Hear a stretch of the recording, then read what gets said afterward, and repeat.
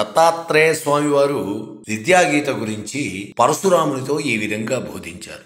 పరశురామ, ఈ విద్యాగీత సారాంశము తెలుసుకోవాలంటే నీకు బుద్ధి సునిశితమై ఉండాలి. బుద్ధి సునిశితమైతేనే భగవంతుడు దొరుకుతాడు.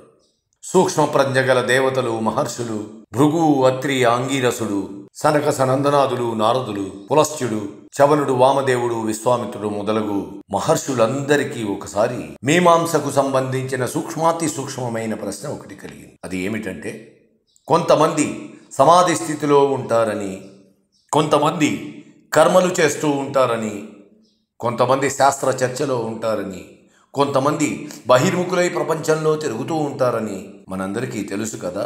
అయితే వీరిలో ఎవరు గొప్ప? అసలు సూక్ష్మమైన త్రిపురాదేవి అసలు తత్వం ఏమిటి అని తెలుసుకోవాలనే కోరిక వారిలో కలిగినప్పుడు బ్రహ్మ, విష్ణు, రుద్రులు అమ్మవారిని ధ్యానిస్తూ వారి యొక్క సునిశితమైన బుద్ధిని త్రిపురామహేశ్వరి అనగా పరచితి యందు నిలిపారు. తక్షణమే జ్ఞానమే శరీరముగా కలిగిన చిస్వరూపిణి అమ్మ ఆకాశంలో శబ్దరూపంగా సాక్షాత్కరించి ఆకాశంలో ఉన్న చిదాకాశంలో కనబడి మేఘ గంభీర ధ్వనితో ఇలా అడుగసాగింది. ఓ ఋషిగణములారా, నన్నెందుకు ధ్యానించారో చెప్పండి అని అడుగగానే ఆ సమయమున ఋషిగణములంతా ఆ చైతన్య స్వరూపమైన త్రిపురాదేవికి నమస్కరిస్తూ, తల్లి, సమస్తమును సృష్టించిన దానివి, సమస్తమును స్థాపించిన దానివి, సమస్తమును లయము చేయుదానివి, సర్వము నీవే అయిన దానివి, ఎల్లవేళలా ఉన్నదానివి, పుట్టుక లేని దానివి, నిత్య నూతనమైన దానివి, అంతము లేని దానివి, అన్నింటిలోనూ సారమై ఉన్నదానివి, కనిపించే ప్రపంచంలో కనిపించని దానిగా చిదేక రసరూపముగా ఉన్నదానివి, అన్నీ తెలిసిన తల్లి, సర్వ విధములైన ఆనందముల స్వరూపానివి, అన్ని లోకములలోనూ ఉన్న ఆనంద స్వరూపము నువ్వే. అంతటా ఉన్న నీకు మేము ఎలా నమస్కరించాలి? ముందు, వెనుక, ప్రక్కలు, పైన, కింద వ్యాపించి ఉన్న చిదేకర స్వరూపిణివి నువ్వే తల్లి. మేము నిన్ను కొన్ని ప్రశ్నలు అడగాలని అనుకుంటున్నాము. వాటికి దయచేసి సమాధానములు తెలుపమని అడుగుతూ, అమ్మా, నీ రూపములలో నీ పరరూపం ఏమిటి? అపరరూపము ఏమిటి? నీ ఐశ్వర్యం ఏమిటి? నీ శక్తి ఏమిటి? నీ జ్ఞానం ఏమిటి? ఆ జ్ఞానంకు ముఖ్య ఫలం ఏమిటి? దానికి సాధన ఏమిటి? సాధకుడంటే ఎవరు? సిద్ధుడంటే ఎవరు? సిద్ధులలో గొప్ప సిద్ధి ఏది? ఆ సిద్ధిని పొందిన వాళ్లలో శ్రేష్ఠుడు ఎవరు అని ప్రశ్నలు వేయగా ఆ తల్లి మొట్టమొదట తన పరరూపము గురించి వివరిస్తూ, జగత్తుకు ఏది కారణమో అది ఏ నా పరరూపము. ఇది సర్వోత్కృష్టమైనది. ఈ రూపంలోనే ప్రపంచమంతా పుట్టినట్లు, పెరిగినట్లు, లయమైనట్లు కనబడుతుంది. ఈ రూపానికే మరొక పేరు పరాప్రతిభ.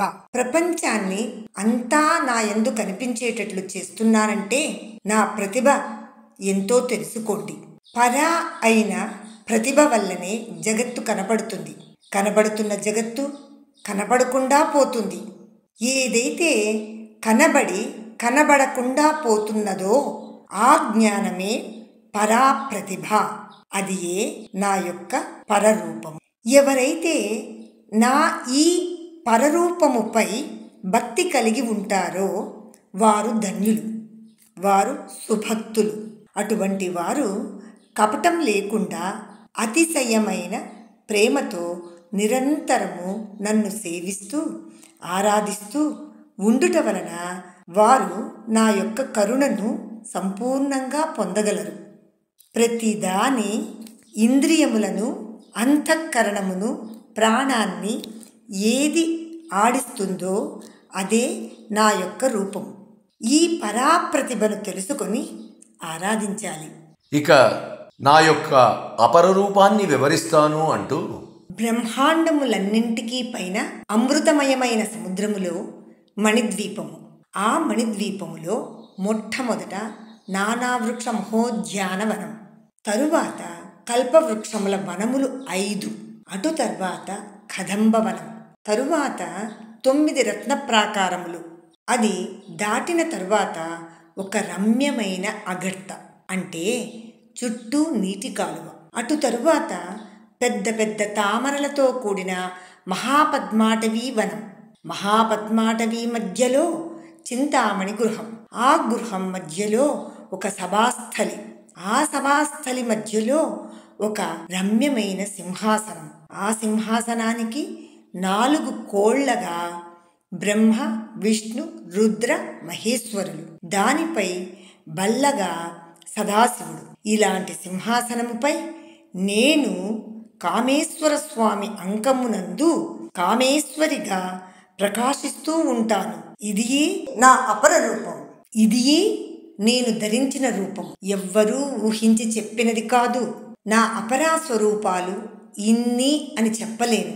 బ్రహ్మ, విష్ణువు, మహేశ్వరుడు, త్రినేత్రుడు, కుమారస్వామి, విఘ్నేశ్వరుడు, కుమారి, లక్ష్మి, దుర్గా, సరస్వతి, వసురుద్రాది దేవతలు, నాగులు, యక్షులు మొదలగు వారందరూ కూడా నా అపరా స్వరూపాలే. ఏ భక్తుడైనా సరే నా అపరా స్వరూపాలైన వాటిలో వారికి ఇష్టమొచ్చిన రూపాన్ని భక్తి శ్రద్ధలతో ఉపాసించినప్పుడు నేను వారిని నా యొక్క పరారూపముతోనే అనుగ్రహిస్తాను. ఇది నా అసలైన స్వరూపం అని అంటూ, ఇప్పుడు నా ఐశ్వర్యం ఎలాంటిది అని అడిగారు కదా, వినండి. అనంతమైన ఈ ప్రపంచంలో కనిపించే ప్రతిదీ నా స్వరూపమే. ఇక నా జ్ఞానం ఏమిటి అని అంటారా? నా జ్ఞానము 2 రకాలు. అవి ద్వైత జ్ఞానము, అద్వైత జ్ఞానము, లేదా ఉపాసనాపరమైన జ్ఞానము, అపరోక్ష జ్ఞానము. కొందరు ఒక దేవతామూర్తిని పూజా పద్ధతులతో మంత్రరూపములో, యంత్ర రూపములో ఉపాసన చేస్తూ మిగిలిన అన్ని దేవతామూర్తులలోనూ తాను ఉపాసిస్తున్న దేవతామూర్తినే చూస్తూ ఆరాధిస్తూ ఉంటారు. వాళ్ళు ఆరాధిస్తున్నది నా అపరారూపమే. అది వారి యొక్క అపరాజ్ఞానమే. కాబట్టి ఎవరైతే నా అపరారూపాన్ని ధ్యానిస్తూ ఆరాధిస్తారో వారు పరబ్రహ్మను పొందగలరు. ఆ పరబ్రహ్మమే వారికి మోక్షానికి సహకరిస్తుంది. కనుక పరంపర సాధన అనగా ఇహపర సౌఖ్యములు 2 లభిస్తూ మోక్షానికి సహకరించే నా అపర రూపాన్ని మొట్టమొదట ప్రేమతో, నిష్కపటంగా, కోరికలు లేకుండా ఉత్కృష్టమైన ఉపాసన చేస్తే నా పరరూపముచే అనుగ్రహింపబడతారు.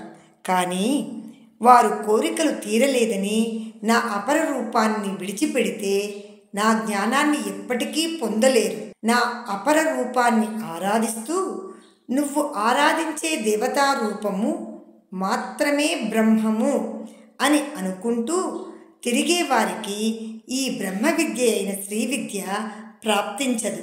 అనగా అన్నింటా బ్రహ్మతత్వమును చూడగలిగిన వాడికి మాత్రమే శ్రీ విద్య లభిస్తుంది అని అర్థం. నా అపరాస్వరూపాన్ని ధ్యానించే వారందరూ నా యొక్క పరాజ్ఞానాన్ని గురువుగారి ద్వారా వింటూ బ్రహ్మమును తెలుసుకోవాలి. అనగా నా పరారూపాన్ని తెలుసుకోవాలి.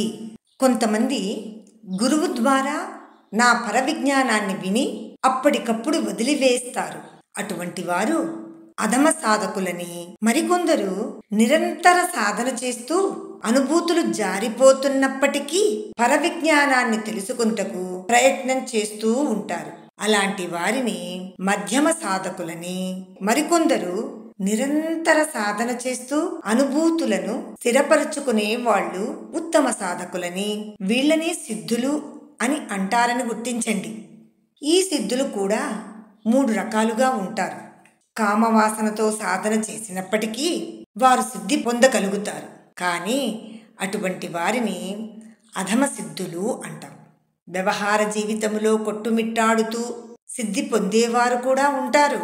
వారిని మధ్యమ సిద్ధులు అంటారు. సిద్ధి పొందిన తరువాత వ్యవహార జీవితంలో ఉన్నా చలించకుండా నా అనుభూతిలోనే ఉండేవారు ఉత్తమ సిద్ధులని గుర్తించండి. ఇటువంటి ఉత్తమ సిద్ధుడికి నాకు భేదం లేదు.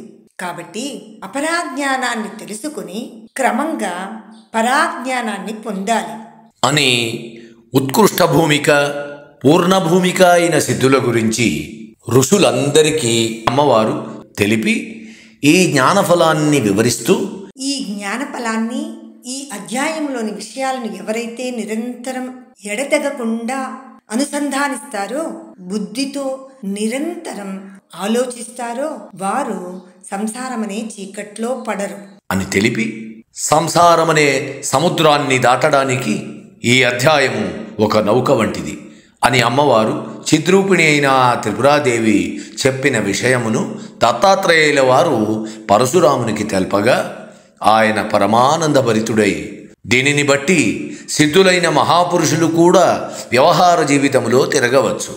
వ్యావహారిక జీవితము అనేక రకములుగా ఉంటుంది. అందులో వారు ఉన్నప్పటికీ వారి యొక్క జ్ఞానము, వారి యొక్క అనుభూతులు ఒక్కటే కానీ అనేకం కాదు అని గ్రహించానని దత్తాత్రేయ స్వామి వారితో అన్నాడు.